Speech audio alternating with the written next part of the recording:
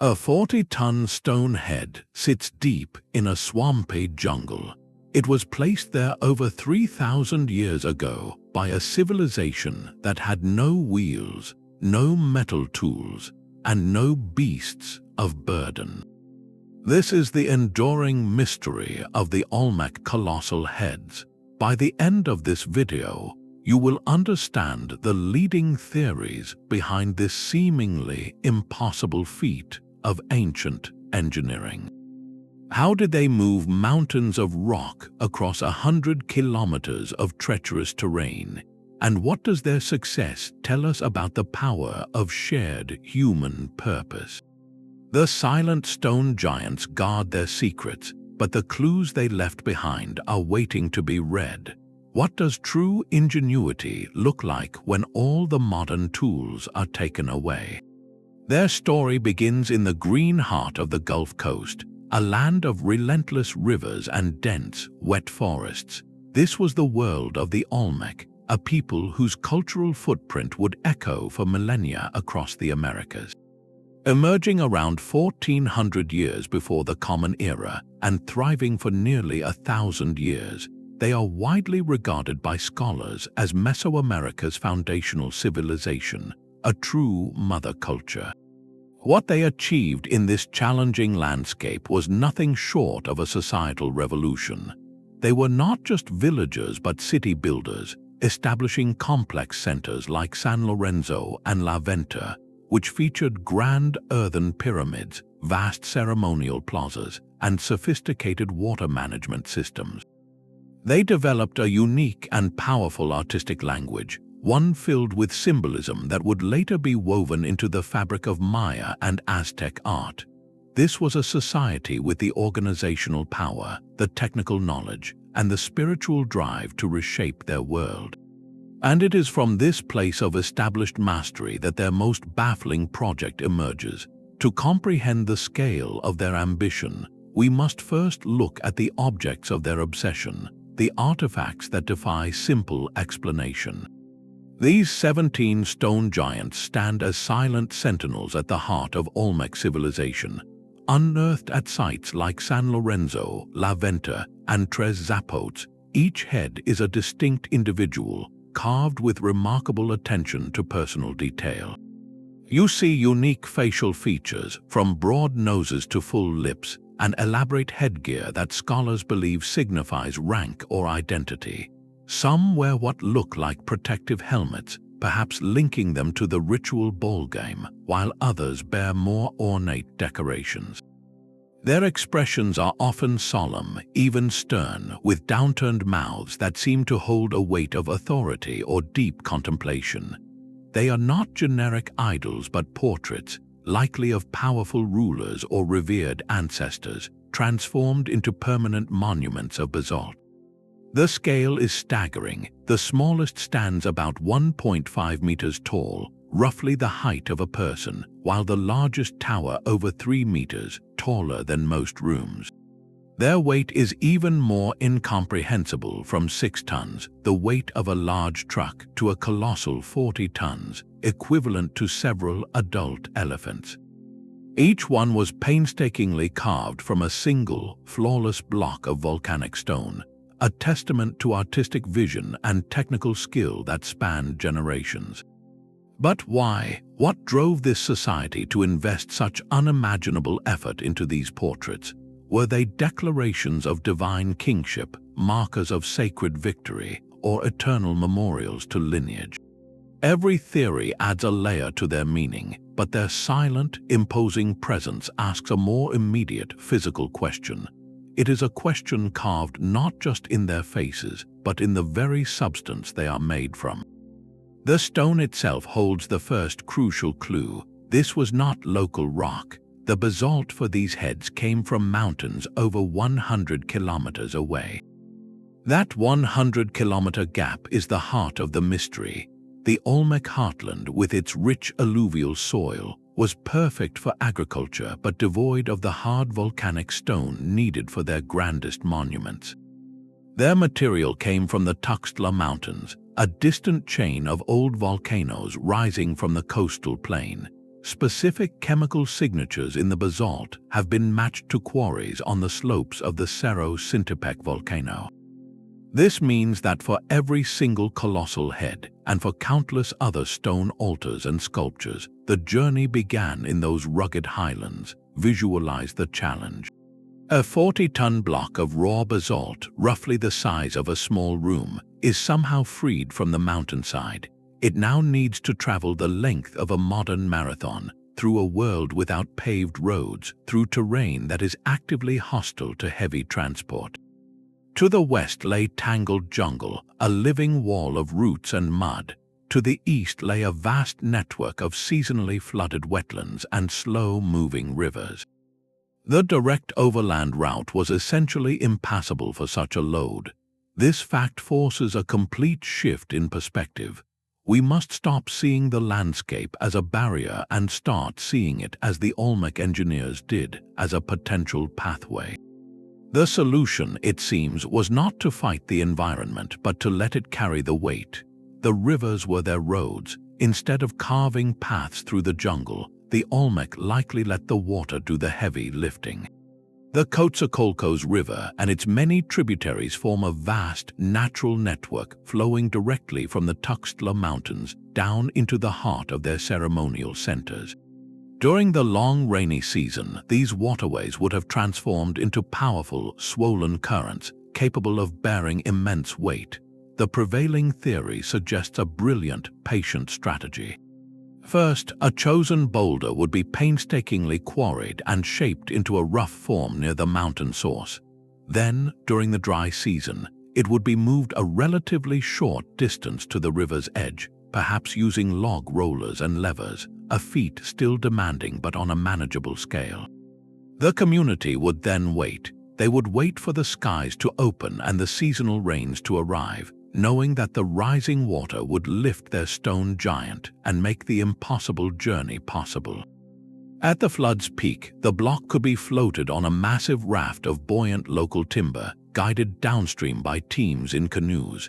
This method turns a 100-kilometer haul into a controlled drift, where the current itself becomes the primary engine. It speaks to a profound understanding of the environment, a calendar attuned to weather patterns, and a society capable of long-term, coordinated projects. They were not just moving stone, they were orchestrating a partnership with the landscape itself. Yet, even this elegant solution presents its own puzzles. How do you build a raft strong enough to hold 40 tons without sinking? How do you steer such an unwieldy cargo through shifting currents without it grounding on a sandbar or smashing into the bank? And most crucially, the river only goes so far. The final destination, the sacred plaza of San Lorenzo, for instance, sits on a plateau high above the waterline. The last steep climb from the riverbank to the city center remains the theory's greatest hurdle, a vertical challenge that water alone could never solve. The river's journey was only half the battle. Once the colossal stone reached the riverbank nearest its final destination, the truly grueling phase began. For the remaining distance, sometimes several kilometers over soft, unstable ground, the water could no longer help. Here, the Olmec engineers had to confront the raw physics of mass and friction on a scale we can scarcely comprehend. Without the wheel or animal power, their toolkit was one of pure human ingenuity and coordinated effort.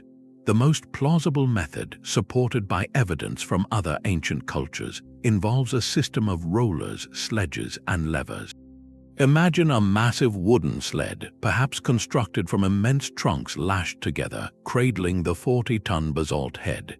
Beneath this sled, teams would continuously place a path of sturdy log rollers, cut from the dense, hard local woods like sapodilla. As the sled inched forward, rollers from the back would be frantically carried to the front, creating a moving road of wood. It is a simple concept, but its execution in the Almak landscape transforms it into a logistical nightmare. The terrain was not a flat, hard desert like that used to move stones for the pyramids. This was a world of thick clay, seasonal mud, and uneven jungle floor. A heavy roller would simply sink into the soft earth, becoming stuck and useless. This means that before any movement could even begin, a preliminary army of workers likely had to prepare a road. They would have needed to clear vegetation, level the ground as much as possible, and perhaps even lay down a foundation of crushed stone or woven mats to create a firmer surface for the rollers to travel upon. Think of the scale. Preparing just 1 kilometer of such a roadway through difficult terrain for a load of this size would have been a project lasting weeks or months. It speaks to a level of social organization that is breathtaking. We are not talking about a few dozen people moving a rock. We are likely witnessing the coordinated effort of hundreds, perhaps even thousands, of individuals, all working in shifts under a unified command. Some would be clearing the path ahead. Others would be manning the ropes and levers to pull and guide the sledge. Another group would be in the constant, rhythmic dance of retrieving and replacing the heavy log rollers. The sound must have been immense, a chorus of shouted commands, creaking wood, and the deep, earth-shaking groan of stone in motion. This was not just engineering, it was a performance of societal will, a physical manifestation of a shared purpose powerful enough to move literal mountains. Yet, even with this Herculean effort, one question looms larger than any other. How do you motivate an entire society to undertake such a backbreaking, generation-spanning task? The answer may lie not in the stones themselves, but in the faces carved upon them. The sheer physical effort required speaks of a human engine, a vast collective muscle working in perfect rhythm. To move a 40-ton stone overland, even with rollers and levers, would demand a workforce not of dozens but of hundreds, possibly even over 1,000 individuals. This simple fact opens a window into the very soul of Olmec society. How was such a massive project organized? Who directed this army of labor? And more importantly, what compelled people to participate in such an arduous, potentially dangerous undertaking for months or even years? The answers lie somewhere between the extremes of pure coercion and pure devotion, in a complex social contract that defined their world. On one hand, the scale and precision of the operation point to a highly stratified society, one with a clear, commanding elite capable of planning, provisioning, and directing monumental works. The individuals depicted on the colossal heads were almost certainly these rulers, and their stone portraits served as permanent, undeniable declarations of their power and legacy. It is easy to envision a system where labor was an obligation, a form of taxation or service owed to the ruler and the gods. The workforce would need constant support, a logistics chain providing food, water, and temporary shelter, all of which required further layers of administration and control. Yet, to view this solely through a lens of forced labor may miss a deeper, more compelling truth. For many in the community, this work may not have been a burdensome chore, but a sacred duty and a profound honor.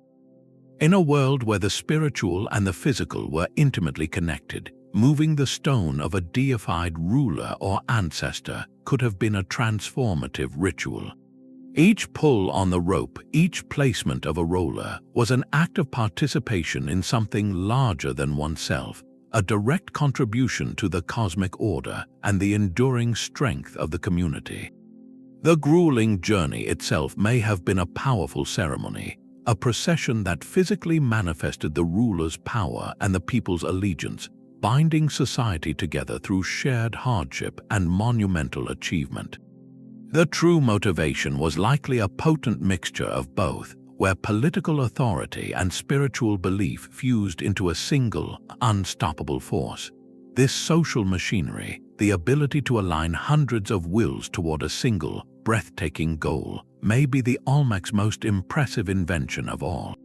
It raises a final, haunting question about the stones themselves, one that goes beyond how they were moved to ask why they were ever stopped. The true genius of their method lies not in complexity, but in the elegant combination of simple tools. Their entire technological arsenal likely consisted of just three fundamental elements: the rope, the lever, and the inclined plane. These were not just objects, but extensions of human will, cleverly designed to multiply effort. Ropes woven from the incredibly tough fibers of the henequen plant provided the pulling power, tethering hundreds of workers to a single, shared goal. Wooden levers, perhaps massive trunks of hardwood, acted as precision instruments, allowing small teams to pry, lift, and adjust the colossal weight by inches. And the inclined plane, a simple ramp of earth and timber, transformed an impossible vertical lift into a manageable, gradual slope. Think of moving a heavy sofa up a flight of stairs. You do not lift it straight up, you slide it along a ramp. The Olmec applied this same principle on a monumental scale. The real magic happened in the orchestration. While one coordinated team pulled on the main ropes to move the sledge forward, other smaller groups would be stationed along its sides, using their levers to nudge the cargo over bumps, to free a sunken roller, or to make minute adjustments in direction. It was a symphony of simple machines, each movement carefully calculated through trial and error over generations. This was not magic, but masterfully applied physics. Every successful journey would have added to a vast repository of practical knowledge, a kind of folk engineering passed down through stories and hands-on experience. How much soil was needed to build a stable ramp? What angle prevented a catastrophic slip? Which wood was most resistant to splintering under 40 tons of pressure? These were lessons learned not in a classroom, but in the mud and strain of the task itself. This deep, accumulated wisdom is what we have truly lost to time, a manual for moving mountains written not on paper, but in the collective muscle memory of a civilization. And it prompts a sobering thought: if they could achieve this with such basic tools, what other seemingly impossible feats might their knowledge have encompassed that left no stone trace behind? This simple idea of a rolling road hides a brutal reality on the ground. In the dry, hard deserts of Egypt, a wooden roller can glide. But in the Olmec world, the earth itself was a soft, wet adversary. The humid climate meant the ground was often more like thick clay than solid dirt. Place a heavy log roller under a 40-ton load on that surface, and it would not roll. It would simply sink, becoming a permanent, immovable part of the mud. This single, relentless fact of their environment turns the roller theory from a neat solution into a test of almost unimaginable endurance. To overcome it, the Olmec engineers likely had to build not just a path for the stone, but an entire temporary roadway just for the rollers themselves. One of the most plausible methods is known as a corduroy road. Imagine teams of workers laying down a continuous track of sturdy logs, not parallel to the direction of travel, but perpendicular like the rungs of a ladder. This creates a firm, stable surface that distributes the immense weight and prevents the primary rollers from sinking into the muck. It is a brilliant adaptation, but it introduces a new, dizzying layer of labor. Because this log road is not permanent, it moves with the stone. As the colossal head inches forward on its sled, the logs from the back of the track are no longer under the weight. Teams must now scramble to retrieve these heavy, mud-slicked timbers, carry them through the chaotic work zone, and carefully place them down again at the front of the procession. This creates a continuous, looping cycle of effort. The stone moves one body length, and the entire road must be rebuilt ahead of it, one log at a time. Now stretch this exhausting, meticulous dance not across a flat field, but over 100 kilometers of uneven jungle terrain across streams and up inclines. The coordination required is mind-bending. It speaks to a society that had mastered the art of large-scale, synchronized labor, where every individual had a role in this slow, rhythmic, earth-shifting ballet. The true monument was not just the stone head at the end of the journey, but the act of moving it, a performance of collective will that may have been the real point all along. But what if the journey was not a steady, grinding pull, but something more dynamic, even rhythmic? Stepping beyond the mainstream theories of rollers and rafts, a handful of researchers have looked to other ancient cultures for inspiration, proposing methods that feel almost like a form of stone ballet. One compelling idea is that the Olmec might have walked their colossal heads to their final resting places. This technique, observed in smaller-scale operations across history, involves using levers not just to lift but to rock. Teams would insert sturdy wooden poles under one side of the stone, using their collective weight to pivot it up and slightly forward. As that side is lowered, another team does the same on the opposite side, creating a slow, wobbling, side-to-side gait. On a flat, hard surface, this rocking motion can inch a massive weight forward with surprising efficiency, converting human effort directly into horizontal movement. Imagine trying to move a heavy washing machine across a room by tipping it from corner to corner, a slow, controlled fall. Now imagine that washing machine weighs 40 tons. The potential for disaster in the Olmec landscape becomes immediately clear. The constant shifting of weight on soft, uneven ground could cause the stone to sink unpredictably or, in a catastrophic misstep, topple irreversibly onto the workers. Yet, the very danger of the method hints at its possible appeal.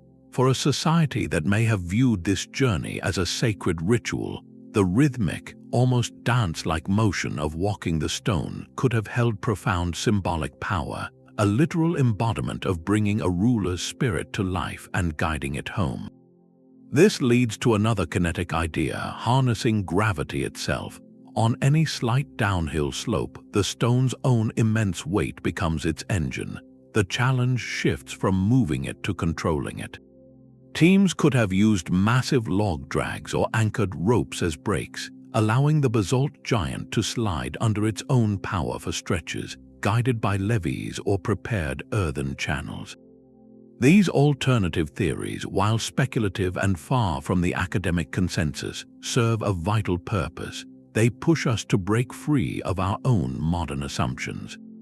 They remind us that the Olmec engineers were not following a manual we have lost. They were writing it in real time, through experimentation and deep familiarity with their specific world.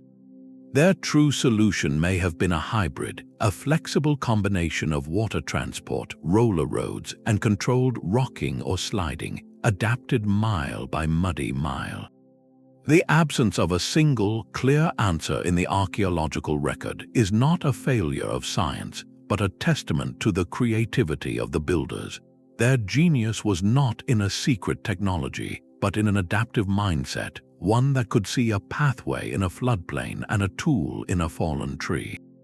Perhaps we have been asking the wrong question all along. We have dissected the logistics, the ropes, the rollers, and the rivers, searching for a purely mechanical answer. But for the Olmec, the distinction between a construction project and a sacred ceremony may not have existed. What if the immense physical effort was not just the means to an end, but the very point of the endeavor? The stone's journey from quarry to plaza may have been a protracted, living ritual, a spiritual procession that gave meaning to every grueling step. In this worldview, the basalt block was not inert rock. It was the vessel for a powerful essence, perhaps a deified ruler, a founding ancestor, or a mountain spirit being invited to dwell at the heart of the community. Transporting it was not haulage, it was a guided pilgrimage, escorting a divine guest to its new home. This transforms our understanding completely. The slow, rhythmic pace of moving a 40-ton weight over months was not an engineering limitation, it was a feature. It created time and space for ceremony. We can envision designated stopping points along the route, places where the stone would rest while priests made offerings, dancers performed, and the community gathered to reaffirm their connection to the force they were shepherding. The backbreaking labor of pulling ropes and resetting rollers becomes a form of collective prayer, each heave a physical petition, each shout of coordination a unifying chant. This perspective does not diminish the Olmec's technical genius, it elevates it. It suggests they mastered something even more profound than physics, the human spirit. They engineered not just a transport method, but a transformative experience that fused spiritual belief with practical action, turning unimaginable hardship into a source of social cohesion and divine favor. This synergy of faith and function is what modern analysis often misses, because we can measure the weight of the stone, but we cannot quantify the weight of a shared belief. It prompts a humbling thought. Our search for a single, elegant engineering solution might be too narrow. The true answer may lie in a tapestry of methods, each chosen not only for its physical efficiency, but for its ritual appropriateness. This absence of physical proof is the archaeologist's greatest challenge. No wooden rollers, no frayed ropes, no great sledges have survived the 3,000 years of tropical humidity. In a climate where organic material decays into the soil within generations, the very tools of the Olmec's triumph have vanished. We are left with only the end points of the journey, the silent stones and the landscapes they transformed. Yet within this silence, the sites themselves whisper clues. At San Lorenzo, the colossal heads were not placed randomly. They were arranged in lines and groups, often facing outward from the central ceremonial precinct. This deliberate positioning hints at a processional order, as if the giants were permanently frozen mid-parade, guarding an approach or commemorating a sequence of arrivals. The layout itself becomes a map of intention, suggesting the final placement was as choreographed as the journey that brought them there. Further supporting the water theory are discoveries at key riverbank sites. Archaeologists have uncovered other large stone monuments, like altars and massive thrones, positioned near ancient waterways, as if waiting for the next phase of their trip or marking important transfer points. These are not the transport mechanisms themselves, but the footprints they left behind, the lingering evidence of a logistical chain that used rivers as its backbone. Without a single smoking gun artifact, experts must work like forensic detectives. They analyze the faint tool marks on the basalt, which suggest specific quarrying and shaping techniques. They study the soil layers and ancient pollen to reconstruct the precise environment the Olmec navigated. Each tiny clue, from the orientation of a head to the sediment near a forgotten river channel, becomes a piece in a vast, incomplete puzzle. The narrative we have is not built on a single discovery, but painstakingly assembled from 1,000 fragments of context, a testament to patient science reading a story that was never meant to be written down. The Olmec story feels isolated in its jungle setting, but their struggle was part of a much larger human conversation. Across vast distances and disconnected eras, ancient cultures repeatedly faced the same fundamental challenge: how to move the unmovable. By stepping back to look at these other endeavors, the Olmec achievement shifts from an isolated mystery to a brilliant chapter in a global story of ingenuity. Consider the Egyptians. Their monumental obelisks, some weighing over 300 tons, were carved from a single piece of granite in distant quarries. Their primary highway was the Nile River. They would load these slender giants onto enormous, purpose-built barges, using the river's predictable current and seasonal floods to ferry them hundreds of kilometers to their final destinations. This direct parallel to the proposed Olmec River transport is striking, a shared recognition that water is the most powerful mover of heavy loads that nature freely provides. Then look to the windswept plains of what is now England. The builders of Stonehenge over 4,000 years ago somehow transported massive bluestones from mountains in Wales, a journey of over 200 kilometers. While the exact methods are still debated, the leading theory involves a hybrid approach, moving the stones on wooden sledges and rollers across land to rivers, then floating them along the coast and up inland waterways.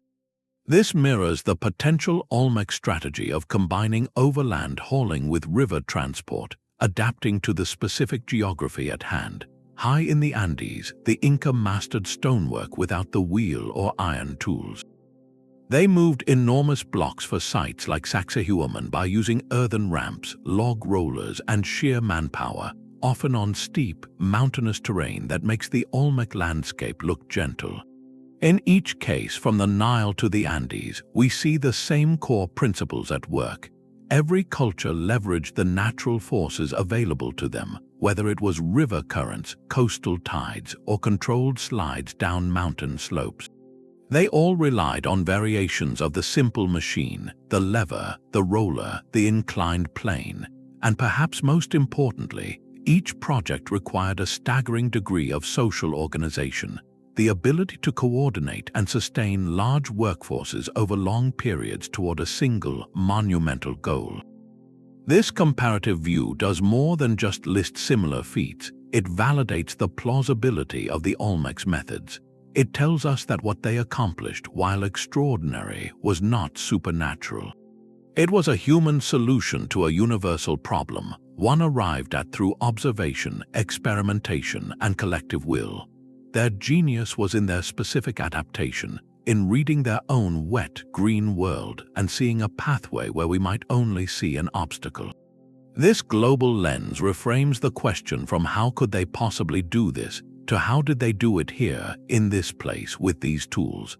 The answers become not just about ropes and rafts, but about a shared human capacity to reshape the world through patience and purpose. The final climb to San Lorenzo was the ultimate test of their resolve.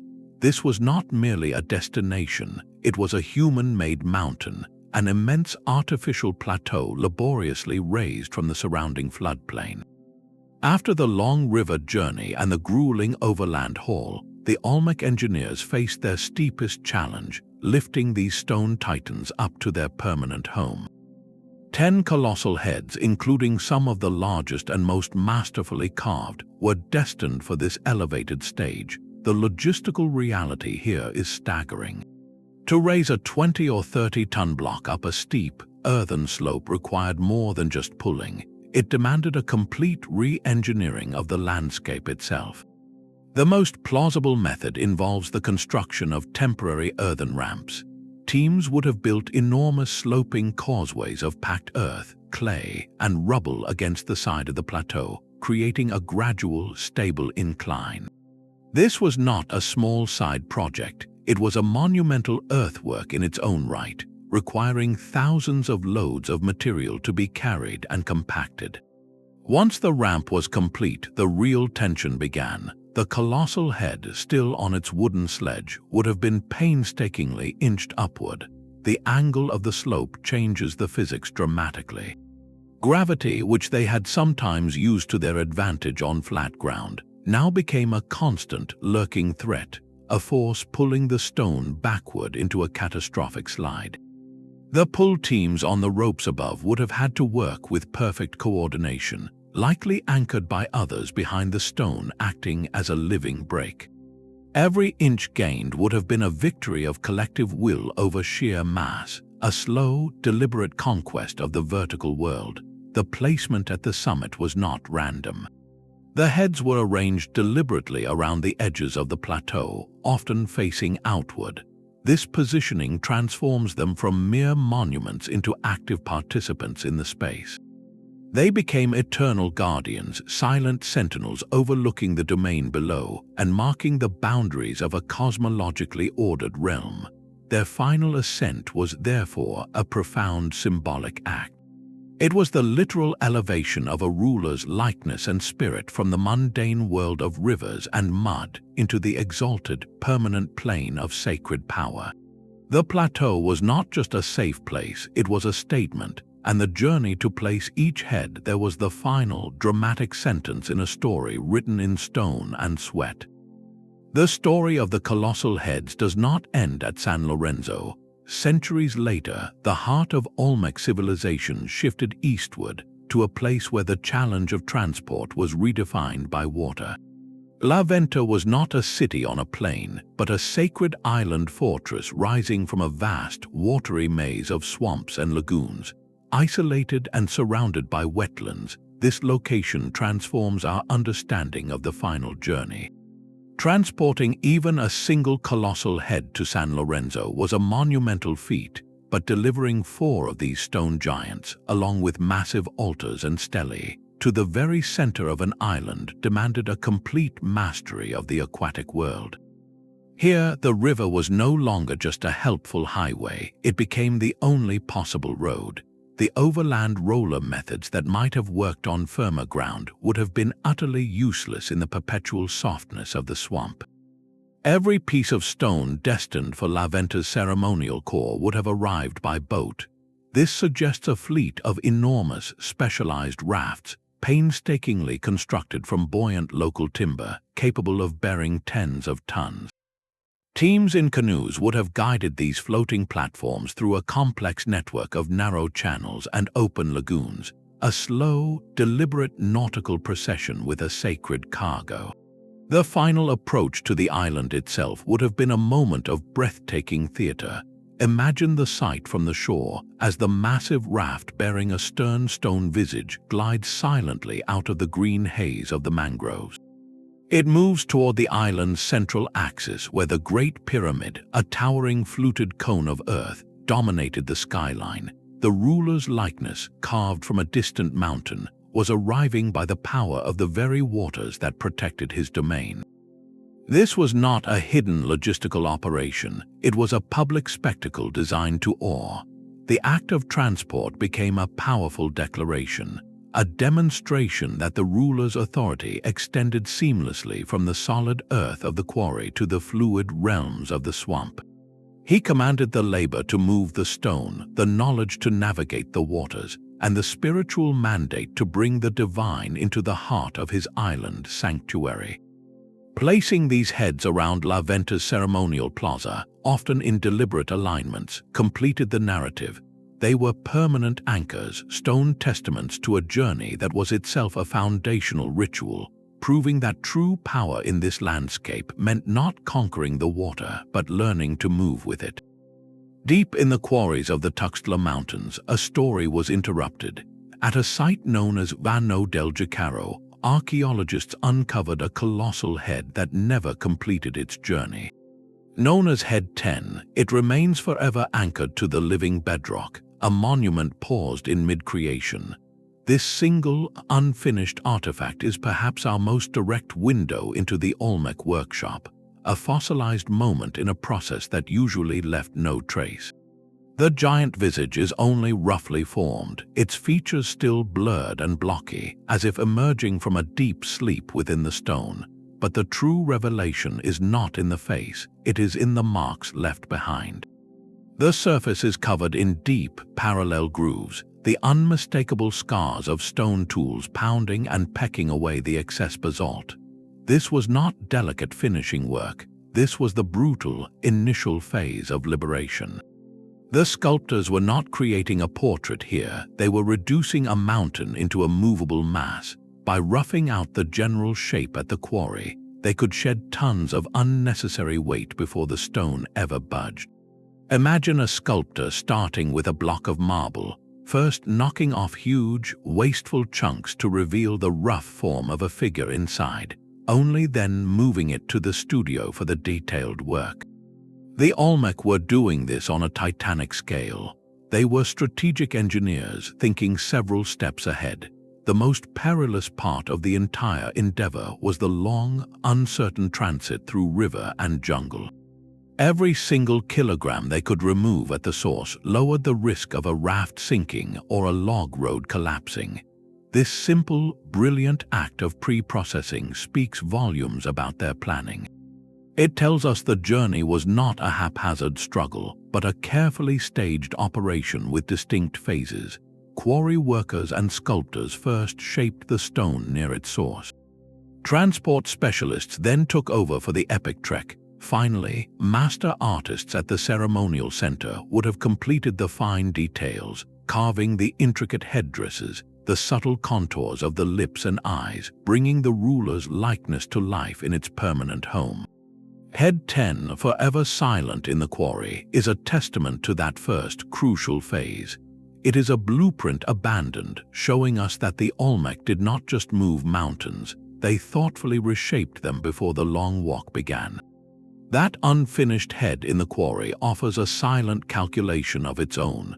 To translate the mystery from stone into human terms, we can attempt a thought experiment in energy. Modern engineering provides a rough baseline. On a flat, hard surface like a desert floor, moving a 20-ton stone on log rollers might require a pulling force equal to about 40 or 50 people working in unison. But the Olmec did not have a desert. Their world was mud, slopes, and tangled roots. In those conditions, the required force could easily triple or quadruple. Picture it, not 50 people, but perhaps 200 individuals, all straining against ropes just to overcome the ground's stubborn grip and begin the stone's forward creep for a single day.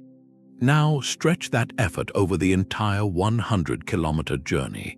This is not a single day's exertion, but a marathon of coordinated labor spanning months. We must factor in the constant, exhausting work of road preparation, building and rebuilding that corduroy log path. We must account for rest periods, for navigating around natural obstacles, for the sheer physical and logistical friction of the landscape itself.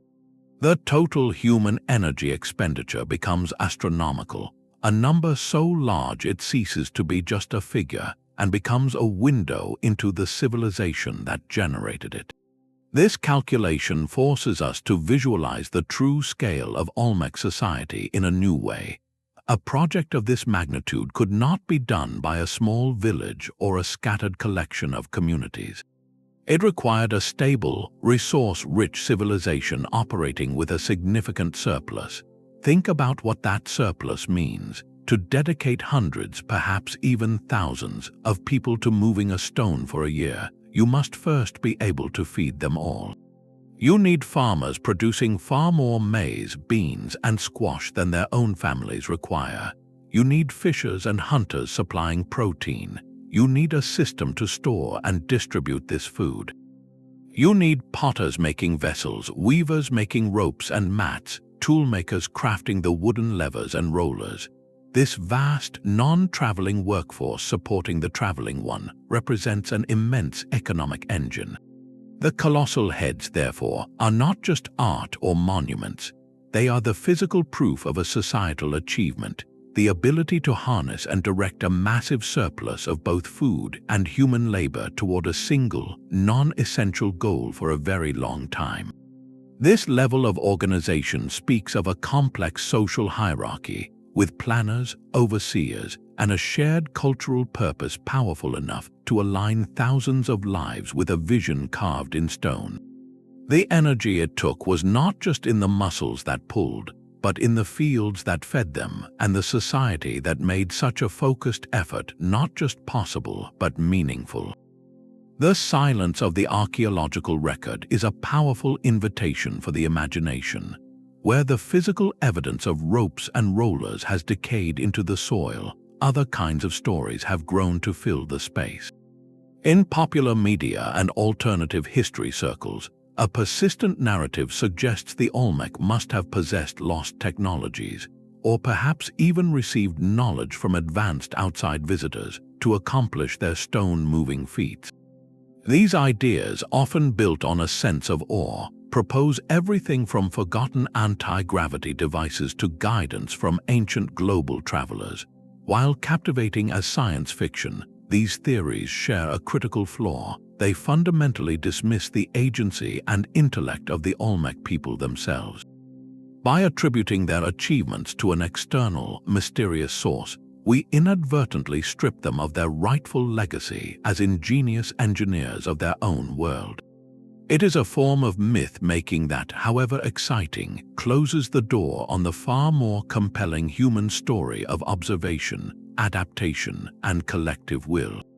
A more grounded, though still speculative, line of thinking wonders about techniques that would leave absolutely no archaeological trace in a tropical climate. Could they have created ice pathways like cultures in colder latitudes? This is highly improbable given the Gulf Coast's steamy environment. Might they have used a specially prepared slurry of water and clay to create a slick surface for sledges, a method sometimes proposed for other ancient monuments? While inventive, such ideas often introduce more complexity than they solve, requiring constant maintenance and a perfect set of conditions over vast distances.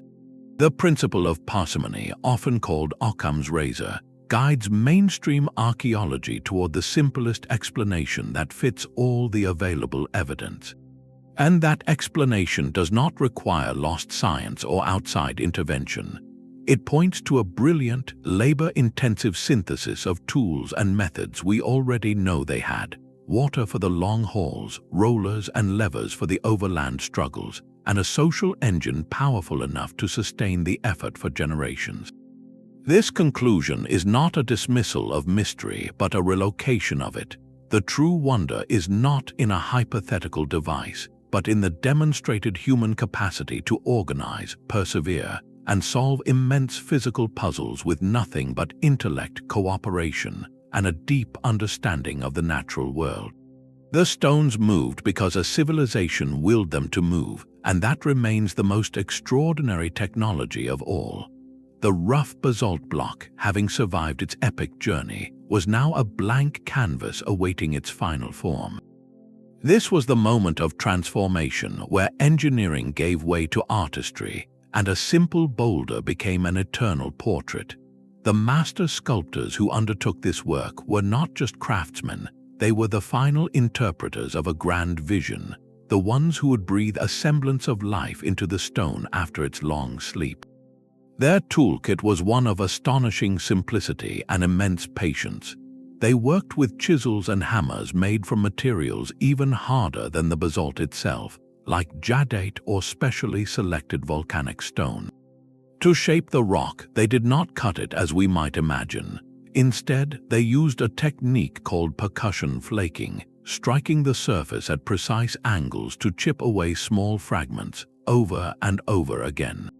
It was a painstaking subtractive process where every strike carried the risk of a misplaced blow that could ruin months of work. For finer details and smoothing, they employed abrasives. Sand mixed with water was used as a primitive grinding paste.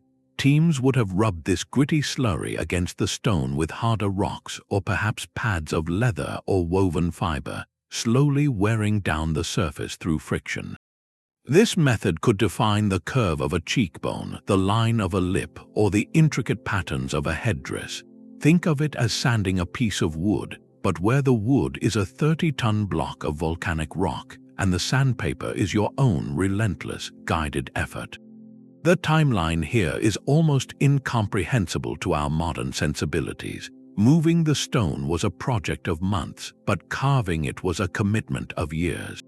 A single master sculptor leading a dedicated workshop might spend the better part of a decade on one head, their entire life's work immortalized in a single, stern gaze. This immense investment of time is what makes the artistic consistency across all 17 heads so remarkable. These portraits were created over a span of several centuries by different hands in different city-states, and yet they speak a unified visual language.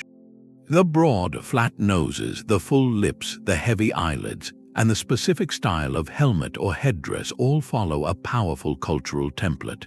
This tells us the tradition was not a passing fashion, but a core tenet of Olmec identity and royal representation, passed down through generations of artists with rigorous fidelity. The final act was the polish. After all the carving and grinding was complete, the surface would be painstakingly smoothed to a fine finish. Using ever finer abrasives and perhaps burnishing with dry reeds or soft animal skins, the sculptors would work the basalt until it caught the light. This final sheen was crucial. In the dappled shadows of the jungle or across the open plaza of a ceremonial center, that polished surface would have reflected the sun and the moon, making the colossal head gleam softly from a distance. It was a beacon of authority and artistry. This artistic phase was the entire point of the Odyssey. The transport was the question, but the portrait was the answer. It transformed an incredible feat of logistics into a permanent statement of power, lineage, and belief. The journey gave the stone meaning, but the sculptor's hand gave it a face, connecting the distant mountain, the labor of thousands, and the visage of a ruler into one enduring story written not on paper, but in the very skin of the earth. The colossal heads are not a single event, but a tradition that unfolded across the entire lifespan of Olmec civilization. By placing them on a timeline, we see not a static mystery, but a living, evolving practice.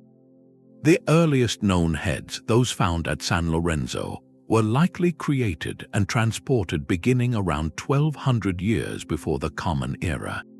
These are often the most massive, their sheer bulk hinting at a society testing the very limits of what was possible, perhaps relying on more direct, brute force methods born of trial and error.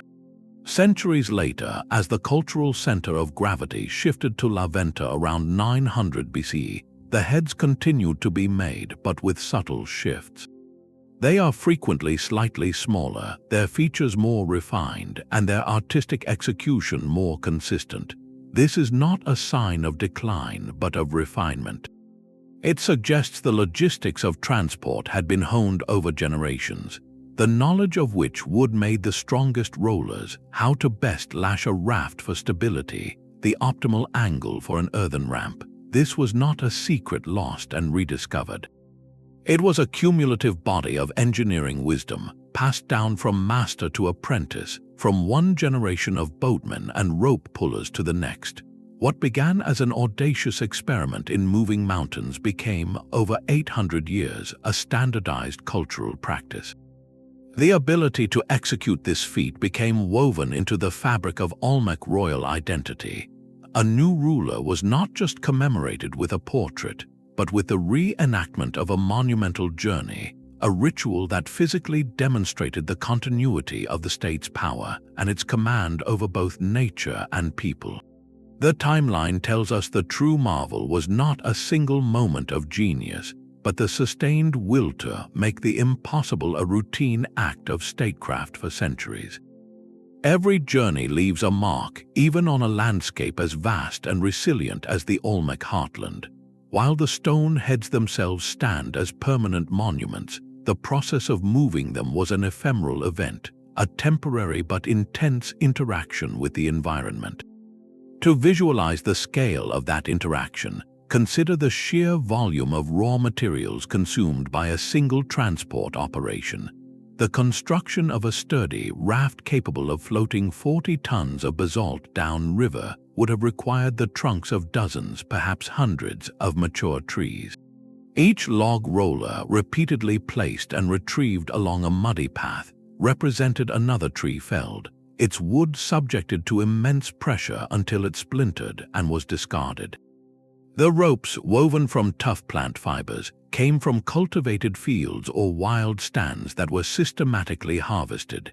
This was not a one-time event, but a cycle repeated for every major monument over centuries. The ecological footprint, while likely sustainable within the Olmec's long-term perspective, would have been significant and localized. Areas near the riverbanks used for launching rafts or along the most commonly traveled overland routes may have experienced noticeable changes. Dense stands of the strongest, most desirable hardwoods could have been thinned, paths beaten flat by the passage of hundreds of feet, and the grinding of heavy sledges might have become permanent clearings, subtly altering drainage patterns and local ecosystems. The very act of quarrying the basalt itself changed the face of the Tuxtla Mountains, leaving scars that are still visible today. This perspective shifts our understanding of the Olmec from passive inhabitants of a jungle to active shapers of their world. Their monumental projects were a form of large-scale landscape engineering. They did not simply find a path through the wilderness, they created one, negotiating with the forest and the river at every step. They selected specific trees for specific purposes, they read the seasonal floods to time their work, and they likely managed nearby woodlands as a renewable resource to fuel their ambitions. The absence of catastrophic collapse in their society suggests they understood these limits, operating within a balance that allowed their culture to flourish for nearly a millennium. Their legacy, therefore, is twofold, carved not only in the solemn faces of basalt giants, but in the very memory of the land they so skillfully navigated and modified. This silent dialogue between culture and nature is the unseen foundation of their achievement, a reminder that every great human endeavor is, in the end, a conversation with the earth. That polished stone gaze was a declaration of sovereignty. Beyond their spiritual weight and artistic mastery, these colossal heads functioned as the ultimate political broadcast in a world without writing or mass media. Erecting such a monument was a public, undeniable demonstration of a ruler's absolute authority. It was a statement carved not in temporary wood or painted on fragile plaster, but in the enduring body of a mountain, saying, "Look at what I can make happen." The entire process from quarry to plaza was a visible performance of state power, to marshal the hundreds of laborers, to feed them for months, to coordinate the boatmen and the road builders. This required a complex, functioning administration. An ally visiting San Lorenzo or La Venta would see these heads and understand the strength and organization of the society they represented. A rival, seeing them from a distance, would grasp the immense resources and collective will they could bring to bear, a silent but formidable deterrent. The individualized portraits locked this political power to a specific person. This was not a generic god or symbol, but the very face of the ruler, his distinct features, his unique headdress rendered permanent. It claimed a literal stone thrown among the deified ancestors, visually stitching his reign into the eternal lineage of the community. But the most powerful part of the political message was not the portrait itself, it was the story of its arrival. The sheer, visible difficulty of the transport amplified the ruler's prestige exponentially. The public knew or had heard stories of the epic journey. They had perhaps seen the logs being cut or witnessed the teams straining at the ropes. So when they stood before the finished head in the plaza, they were not just looking at a sculpture. They were looking at the proof of a completed odyssey. The unspoken message was profound. If my word can move a 40-ton stone from a distant volcano to this very spot, what else can my word accomplish? Can it command armies in defense of our city? Can it ensure the rains come and the harvests are plentiful? The impossible transport was therefore not an obstacle to be quietly overcome. It was a necessary, dramatic act in the political theater. The struggle was the point. The more arduous the journey, the more awe-inspiring the final installation, and the more unshakable the authority of the one who commanded it. In this light, the stone giants were less like statues and more like ancient billboards, advertising a simple, terrifying truth. Here stands a power that can reshape the world itself. Yet even with this compelling narrative, the academic story is far from over. The mystery of Olmec transport remains a vibrant and hotly contested field of study, a living debate where every established theory faces a worthy challenger. Far from a settled matter, this intellectual conflict is what keeps the research alive and pushes our understanding forward. One of the most fundamental divides lies between the river school and the overland school of thought.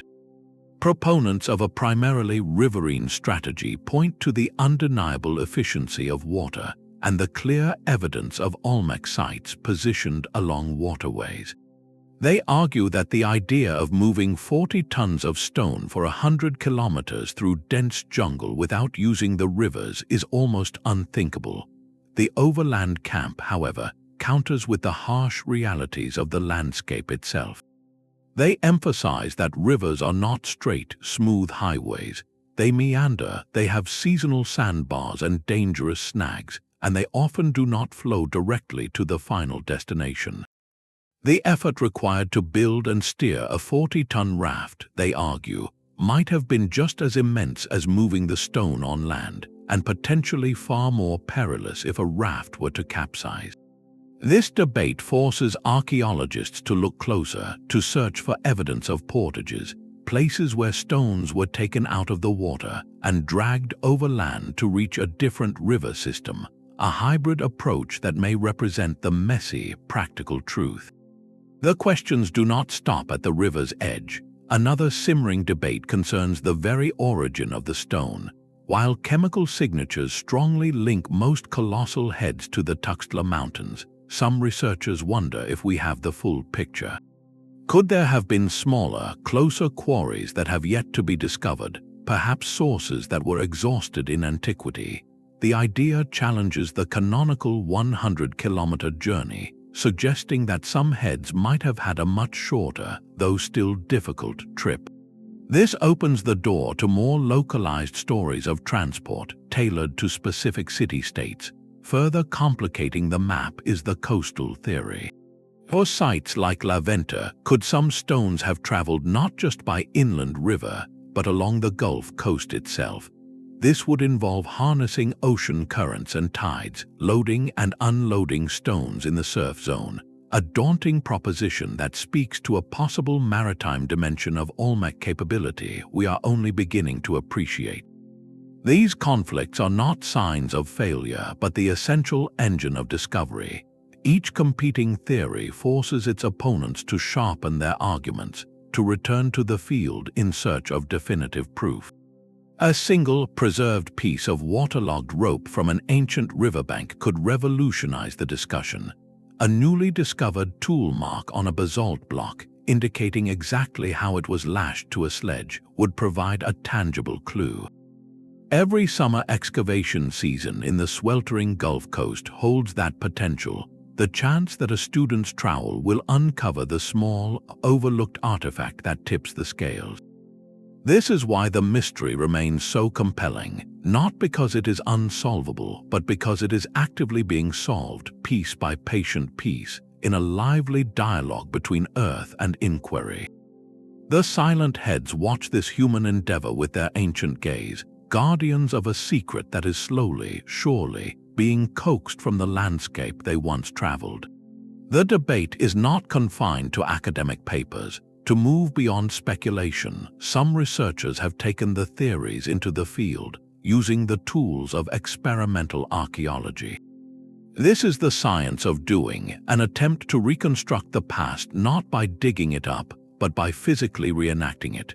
While no modern team has dared to replicate the full, terrifying scale of moving a 40-ton colossus, they have conducted smaller, controlled experiments that offer a glimpse into the physics and the human reality of the task. Using replica wooden sledges, ropes made from natural fibers, and log rollers carved by hand, volunteers have attempted to move blocks of basalt weighing several tons across terrain mimicking the Olmec landscape. These are not demonstrations of ease but documented struggles. Scientists measure everything: the pulling force required to overcome initial inertia, the coefficient of friction on different surfaces, the rate of wear on the wooden components, and the number of people needed to maintain a painfully slow forward motion. The data from these experiments is invaluable. It translates abstract concepts like required manpower into hard numbers. It might show, for instance, that moving a 5-ton block on a prepared corduroy road requires the sustained effort of 35 people, not 50. This allows for more accurate scaling, helping to estimate the true size of the Olmec workforce. But the numbers only tell half the story. The true revelation is in the unquantifiable struggle, the visceral, humbling experience of the attempt.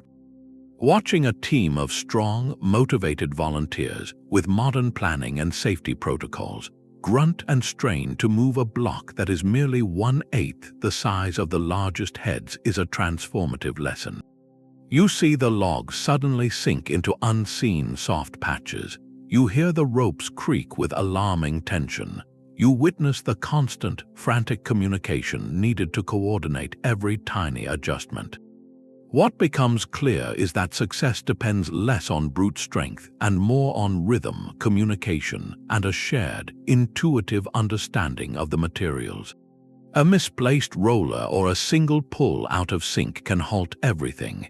These experiments breathe life into the dry theories.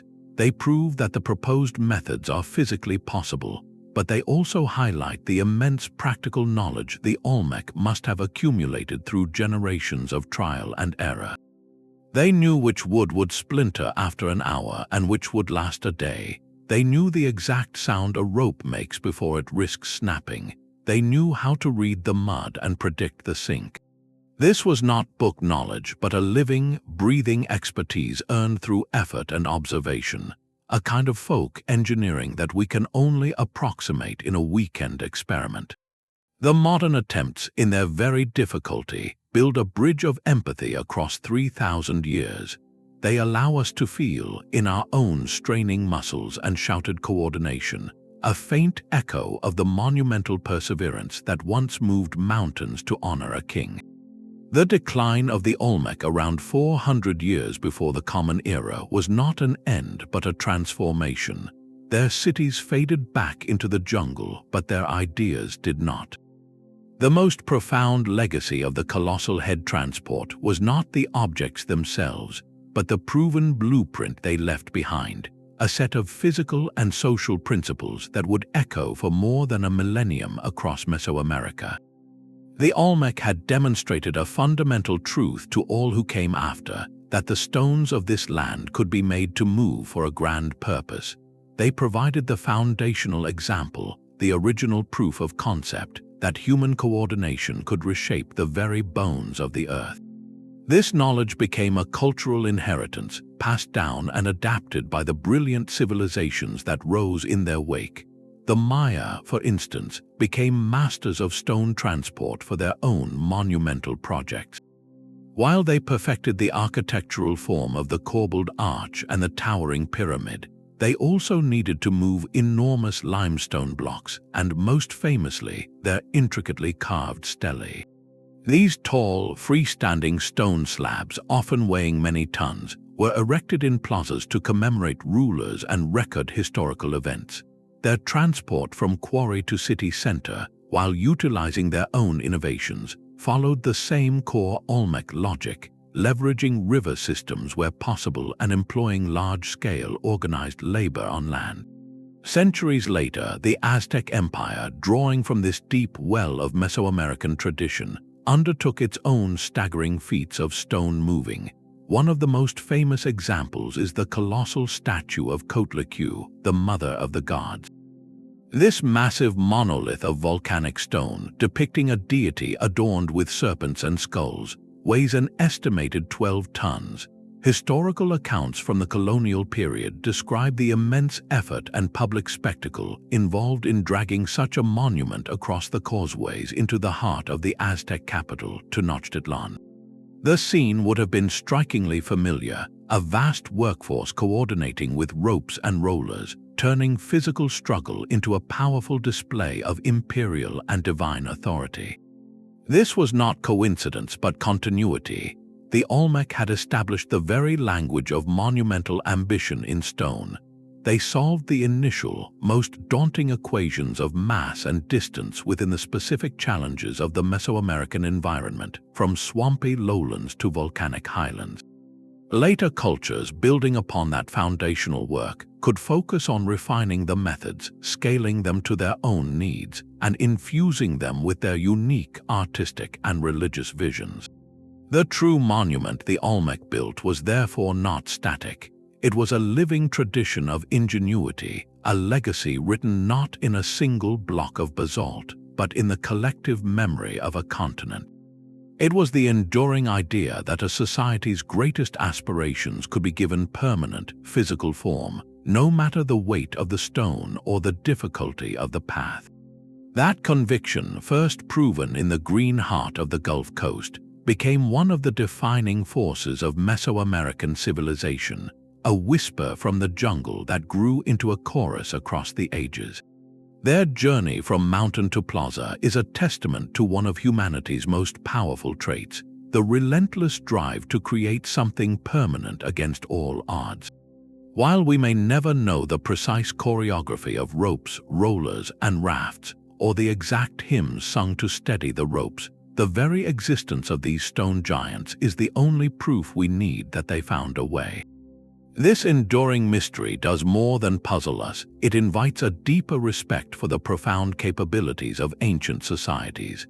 It asks us to remain open to the cleverness of solutions that time and tide have erased, solutions born not from secret technology, but from a profound partnership with the natural world and an unshakable shared purpose.